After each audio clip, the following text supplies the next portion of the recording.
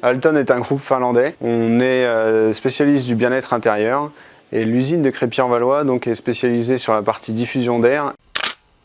On est une soixantaine de personnes, on fait partie de la métallurgie. On a tout un secteur tôlerie et le reste c'est de la découpe, assemblage, soudage de profilés en aluminium.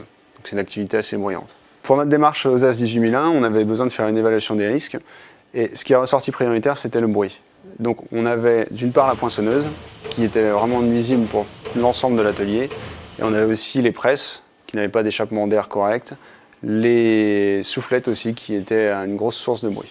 Il valait mieux avoir les bouchons en permanence sur les oreilles parce que le bruit qu'a fait, c'était insupportable. D'entendre boum boum boum boum boum toute la journée, à la fin de la journée on a une tête comme une pastèque.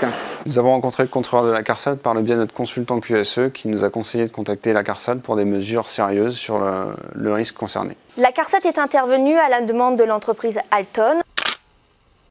Dans une démarche d'accompagnement de nos entreprises, le CMP, Centre de mesures physiques de la CARSAT, est intervenu pour évaluer le risque bruit, caractériser les propriétés acoustiques du local et formuler des préconisations de prévention du risque bruit.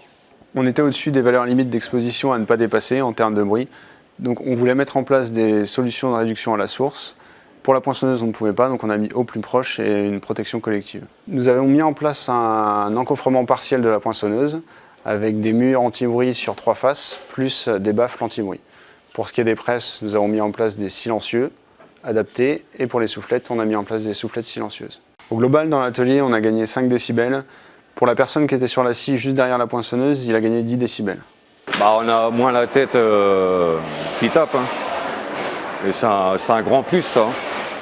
On avait aussi la possibilité d'encoffrer totalement la poinçonneuse, mais c'était pas pratique au niveau efficacité. On avait besoin d'accéder souvent.